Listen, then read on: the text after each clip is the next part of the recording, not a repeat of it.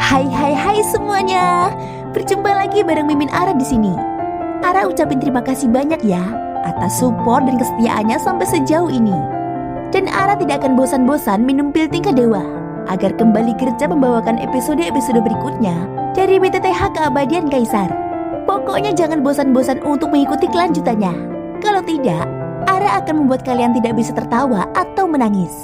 Let's go. Mari kita masuk ke ilusi seni radionya. Melanjutkan cerita dari episode sebelumnya.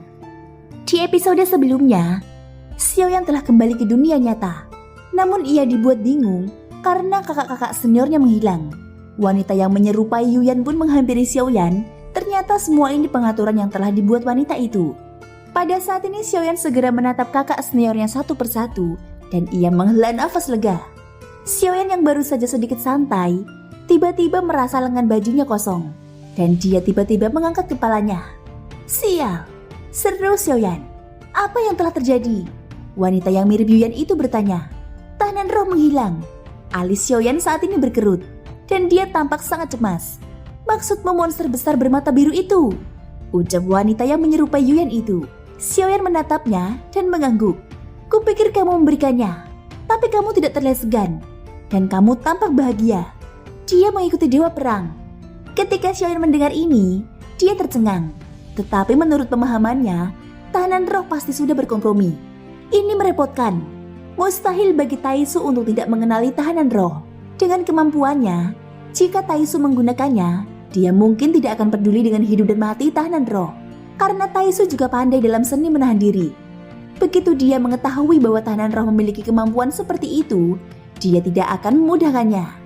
Pada saat ini tiba-tiba cahaya biru muncul. Itu menggantung dan berhenti di depan Xiaoyan. Mata besarnya menatap Xiaoyan tanpa emosi apapun. Damu, mengapa kamu di sini? Tahanan roh dan Damu adalah satu.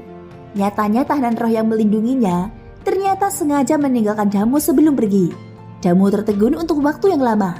Lalu dia ragu-ragu dan mengucapkan 4 kata. Apakah ada yang ingin kamu sampaikan kepada tahanan roh? Xiaoyan menyatukan keempat kata itu dan tersenyum pahit. Kamu harus datang dan selamatkanku secepatnya. Xiaoyan mengucapkan 4 kata kepada Damu yang tidak bereaksi sama sekali. Mata manusia sama sekali berbeda dengan mata tahanan roh. Sepertinya kecerdasan spiritualnya belum terbuka. Sedangkan mata tahanan roh sudah terlalu terbuka. Xiaoyan melambaikan tangannya dan Damu berubah menjadi tamparan dan kembali ke jubah lengan bajunya.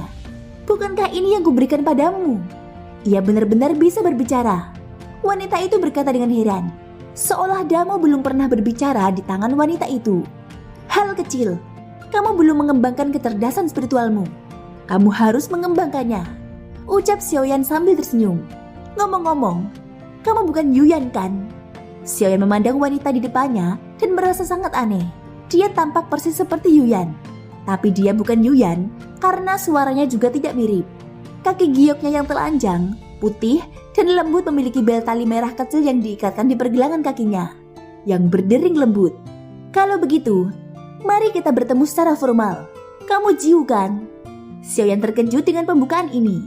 Sekarang dia bertanya-tanya, apakah akan mengakuinya atau tidak?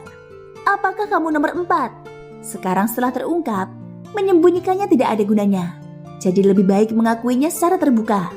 Lagi pula jika pihak lain berniat menjebaknya, dia akan mengambil tindakan sejak di dunia iblis kuno. Apalagi mengajar Xiaoyan ke sensi. Aku Ye Beijing. Xiaoyan.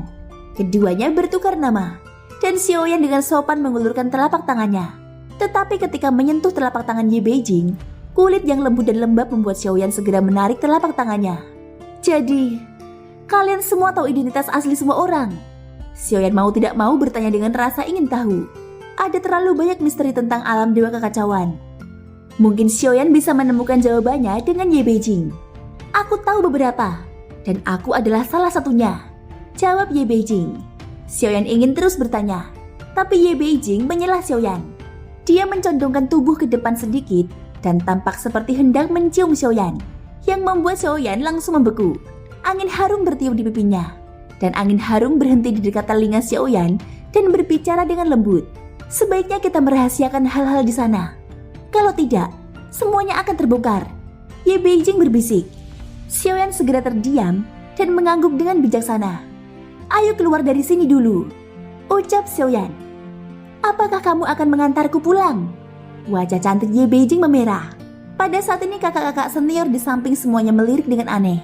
Dengan tampilan seperti itu, kecuali tatapan menghina Ye Fiyu, kakak laki-laki lainnya diam-diam mengacungkan jempol. Hanya laki-laki yang memahami laki-laki. Dan hanya laki-laki yang memahami betapa kuatnya Xiaoyan. Tentu saja tidak. Saat kita kembali ke alam dewa kuno, Senshi tidak aman sekarang. Tempat itu ditempati oleh Taizu. Dan ada patroli Taizu di mana-mana. Xiaoyan segera melambaikan tangannya dan berkata, "Oke, aku mengerti." Ye Beijing mengangguk patuh. Xiaoyan tampak curiga. Tidak ada yang tahu apa yang dipikirkan wanita ini. Tapi itu jelas bukan tidak mungkin. Mereka adalah kakak laki-lakiku. Ini kakak laki-laki Keiyun. Xiaoyan segera memperkenalkan mereka kepada Ye Beijing. Terlihat bahwa Xiaoyan mengenali kakak laki-laki itu dari lubuk hatinya. Mengenai apakah mereka berpura-pura, Xiaoyan tidak ada di sini. Karena pada saat kritis, Xiaoyan percaya bahwa mereka akan menjadi sebaik sekarang. Bagaimanapun caranya. Kakak senior, namanya Ye Beijing. Dia berasal dari dunia iblis kuno. Xiaoyan segera memperkenalkannya. "Salam hormat semua. Ye Beijing telah bertemu kakak-kakak senior. Dan kita akan menjadi satu keluarga mulai sekarang. Mohon maafkan saya." Begitu kata-kata ini keluar, semua kakak laki-laki memandang Xiaoyan. Xiaoyan melambaikan tangannya dengan tergesa-gesa, menunjukkan bahwa ini adalah kesalahpahaman dan bukan apa yang dipikirkan semua orang. "Dimengerti. Sekarang ayo pergi. Teman yang datang dari jauh ini, tolong izinkan aku menjamunya dan menghiburnya." Rancang menepuk dadanya, lalu mengedipkan mata pada Xiaoyan, seolah memberitahu Xiaoyan bahwa dia masih memilikinya. Xiaoyan menghela nafas tak berdaya. Tidak ada gunanya menjelaskan apapun sekarang. Di luar bintang-bintang, tabut alam dewa kuno dikemudikan oleh Keiyun dan yang lainnya. Membawa Ye Beijing bersama mereka, semua orang bergegas menuju ke arah alam dewa kuno. Pada saat ini klon dari dewa asli berhenti dalam perjalanan ke sini dan kembali lagi untuk terus melatih tubuh fisiknya. Krisis untuk sementara terangkat dan kekuatan Xiaoyan sendiri telah menembus keabadian dewa tingkat pertama. Terobosan itu terjadi secara tidak terduga.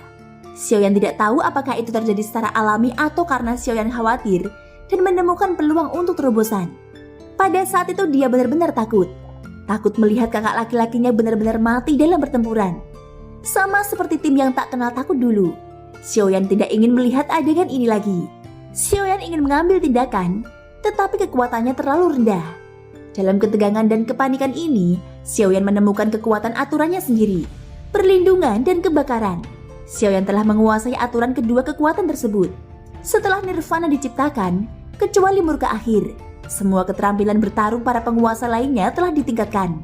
Dan masing-masing memiliki kekuatan tempur tingkat kuno. Setelah benar-benar memasuki dunia ini, Xiaoyan akhirnya memahami metode dan kekuatan yang tidak dapat dia pahami sebelumnya. Tingkat pertama adalah alam telapak tangan awal. Tingkat kedua adalah alam setengah cengkeraman.